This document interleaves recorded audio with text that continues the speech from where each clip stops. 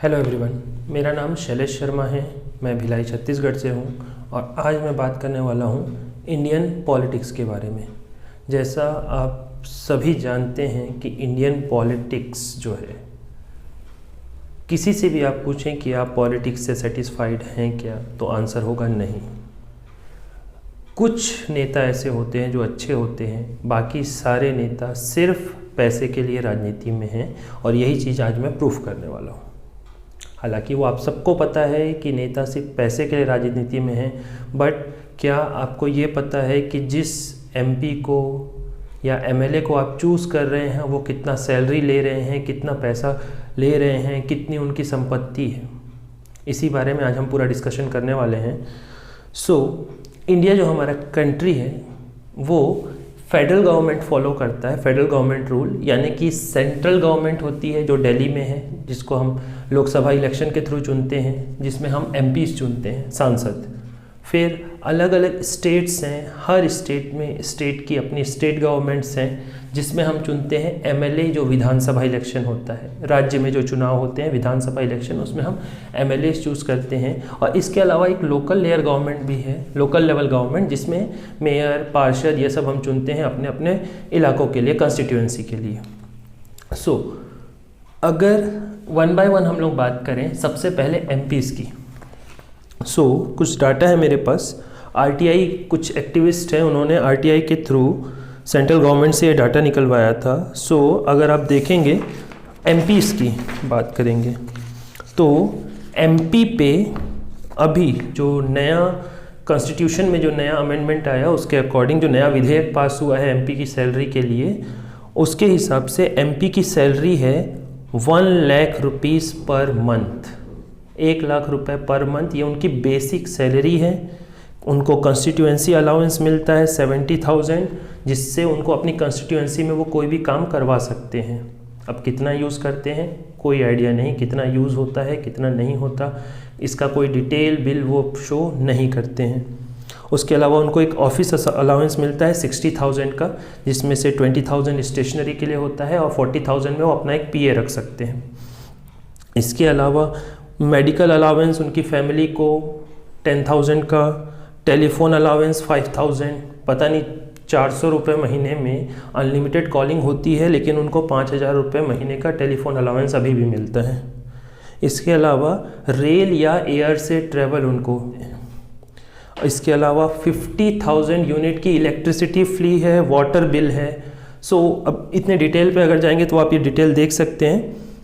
जो आरटीआई थी उसके अकॉर्डिंग एक एमपी पे सेंट्रल गवर्नमेंट 2,70,000 रुपये महीने का खर्च करती है। 2,70,000 रुपये एक महीने का। और लोकसभा और राज्यसभा को मिलाकर, लोकसभा में 543 और राज्यसभा में 250 सीट्स हैं, जिसमें से कुछ अभी खाली हैं, तो अप्रॉक्सीमेटली 790 एमपीज़ हैं, जिन पे 226 करोड़ रुपए एक साल का खर्च होता है। ये बात हो गई एमपी की। तो हर स्टेट में उनके विधायकों की सैलरी जो है वो स्टेट खुद डिसाइड करते हैं। अच्छा, एक और चीज़, ये एमपी की सैलरी भी एमपी खुद डिसाइड करते हैं। सैलरी उनकी है, कितनी होगी ये खुद डिसाइड करते हैं। और 2018 में ये पास हुआ है कि हर 5 साल में इनकी सैलरी रिवाइज होगी। अगर आप देखेंगे एमएलए, तो यहाँ पे आप देखिएगा कि तेलंगाना जो स्टेट है वहाँ पे एमएलए की सैलरी है 2.5 लाख रुपए, दिल्ली में है 2,10,000 रुपये। और इंटरेस्टिंग चीज़ इसमें यह है कि दिल्ली में एमएलए की सैलरी इससे पहले, आपकी गवर्नमेंट आने से पहले थी 88,000 रुपीज़, और वो बढ़ के हो गई 2,10,000 रुपये 2015 में। सिमिलरली यूपी में पहले जो सैलरी थी वो काफ़ी कम थी, अभी वो हो गई है 1,87,000। पहले 1,10,000 के आसपास थी, वो बढ़ के हो गई 1,87,000। अलग अलग स्टेट्स में जाएंगे तो यही है। पंजाब में 1,14,000। ये अलग अलग स्टेट का नाम मैंने इसलिए बता दिया कि किसी में आपकी गवर्नमेंट है, किसी में बीजेपी गवर्नमेंट है, किसी में कांग्रेस गवर्नमेंट है। गवर्नमेंट कोई भी हो, अपने एमएलए को वो भर भर के सैलरी दे रहे हैं। और अगर इस सैलरी को, जैसे अगर हम अपने स्टेट छत्तीसगढ़ की बात करें, तो इसमें बेसिक सैलरी कम होती है, बेसिक सैलरी जो है वो है 20,000। फिर कंस्टिट्यूएंसी अलाउंस उनको भी मिलते हैं एमएलएस को 30,000, daily allowance 1,000 rupees per day 30,000 ये हो जाता है, orderly allowance, medical allowance, telephone allowance, ये सब करके 1,10,000 रुपये छत्तीसगढ़ के विधायक की सैलरी भी है पर मंथ। सो इस तरीके से अलग अलग स्टेट अपने विधायकों की सैलरी में अलग अलग अमाउंट खर्चा करते हैं। और इसके अलावा इनको रेलवे फैसिलिटी है, व्हीकल लोन इनको 3% पे मिलता है। हम गाड़ी का लोन लेने जाएंगे तो हमको 10% 8% लोन लगेगा, घर का लोन लेने जाएंगे तो 8-9% से कम में नहीं मिलेगा। इनको लोन मिलता है 3% पे, 2% इंटरेस्ट पे, और जो मार्जिन होता है बाकी वो गवर्नमेंट पे करती है। और इस सबको जब हम सम करते हैं तो अभी एमएलए की सैलरी पे पूरे इंडिया में सारे स्टेट्स, यूनियन टेरिटरीज को अगर मिला दिया जाए तो जो खर्च होता है वो होता है 574 करोड़ रुपीस। यानी कि एमपी और एमएलए की सैलरी मिलाकर 800 करोड़ रुपए खर्च होते हैं सिर्फ लेजिस्लेचर्स को सैलरी देने में। और इसमें से कितना फ्रूटफुल रिजल्ट वो देते हैं ये हम सबको पता है। कुछ ही एमएलएज या एमपी होते हैं जो अपनी कंस्टिट्यूएंसी में काम कराते हैं। अच्छा, इसमें एक और चीज़ है कि ये अलावेंस अलग चीज़ है, इसके अलावा इनको सांसद निधि या विधायक निधि जो आपने सुना होगा, MPLAD and MLALAD local area development, इसके लिए उनको अलग फंड मिलता है। सांसद निधि जो है 5 करोड़ रुपए है जो वो खर्च कर सकते हैं, और विधायक निधि जो है अलग अलग स्टेट्स में अलग अलग 1 करोड़ से 4 करोड़ तक है जिसका उनको बिल देना पड़ता है। तो बहुत कम MP या MLA हैं जो अपनी सांसद निधि या विधायक निधि को पूरा खर्च कर पाते हैं, वो लेते ही नहीं। जबकि अगर वो सही तरीके से अपनी विधायक निधि या फिर सांसद निधि को खर्च करें तो अपने एरिया को काफ़ी डेवलप कर सकते हैं। सो ये तो हो गई बात जो करंट में अभी MLA या MPs हैं उनकी सैलरी के बारे में। इसके अलावा जो सबसे बड़ा इशू मैं आज बात करना चाहता था वो था एक्स MLA और एक्स MP की पेंशन के बारे में। कि जो गवर्नमेंट है अपने एक्स MPs को पेंशन के लिए लगभग 900 करोड़ रुपए साल का खर्च करती है। 900 करोड़ रुपए एक साल का एक्स MLA की पेंशन के ऊपर। और इसमें मज़े की बात ये है कि अगर आप एक बार चुनाव जीत के विधायक या सांसद बन गए और आप एक दिन के लिए भी विधायक रहे हो तो भी आपको पेंशन मिलेगी। सिर्फ एक दिन के लिए विधायक है, मतलब आज आपने शपथ ली, आप विधायक बने या सांसद बने, आप कल रिज़ाइन कर दो, आपको पेंशन मिलेगी और आजीवन मिलेगी। आपकी डेथ हो जाएगी तो आपके बाद आपके जो भी डिपेंडेंट है, वाइफ हैं या बच्चे हैं, उनको भी पेंशन मिलेगी, आधे अमाउंट जो आपको मिलना था उसका आधा अमाउंट।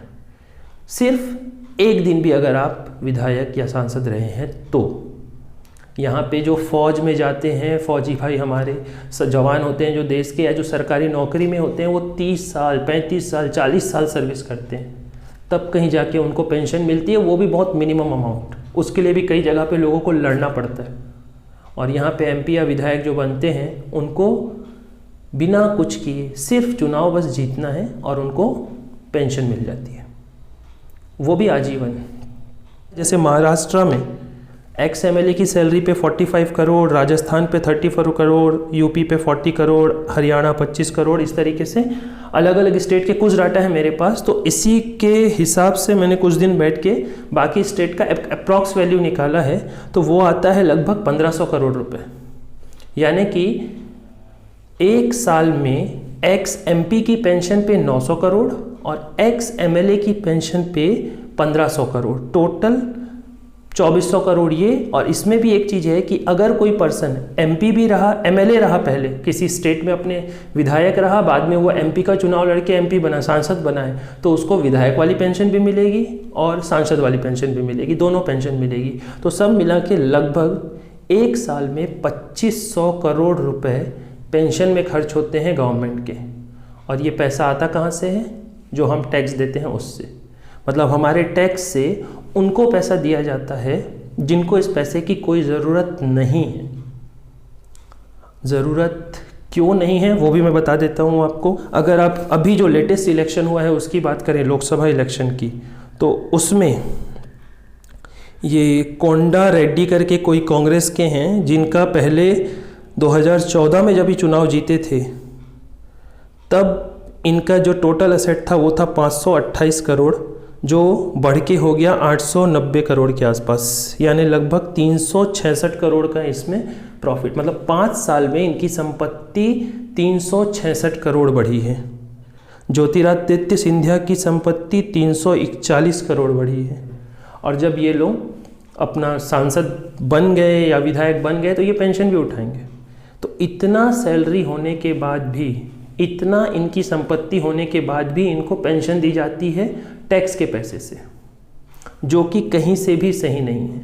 एटलीस्ट एक्स एमपी और एक्स एमएलए को तो पेंशन नहीं मिलनी चाहिए, क्योंकि ऑलरेडी वो 5 साल नेता बन के इतना पैसा कमा चुके हैं कि उनको एटलीस्ट पेंशन की ज़रूरत तो नहीं है, ऐसा मुझे लगता है। क्योंकि जितना भी आप डाटा देखो, चाहे आप अपने स्टेट का भी आप देखोगे, अगर ये छत्तीसगढ़ का, तो ऑलमोस्ट सबकी संपत्ति में 2 करोड़ 3 करोड़ 4 करोड़ की वृद्धि सिर्फ 5 साल में हुई है।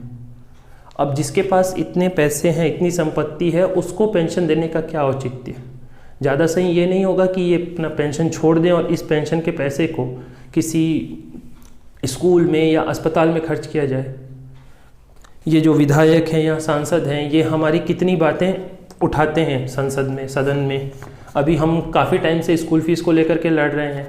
मुश्किल से 1 या 2 विधायक, वो भी निर्दलीय, जिन्होंने स्कूल फीस को लेकर के मैटर उठाया है। अदरवाइज़ अगर ये मुद्दा आया होता सदन में, विधानसभा में या लोकसभा में, कि स्कूल जो हैं गलत तरीके से फ़ीस ले रहे हैं, तो काफ़ी टाइम पहले ही ये मैटर सॉर्ट आउट हो गया होता। बट किसी ने भी ये मुद्दा नहीं उठाया, पार्लियामेंट में हो चाहे विधानसभा में हो, कि स्कूल जो है मनमाने तरीके से फ़ीस ले रहे हैं।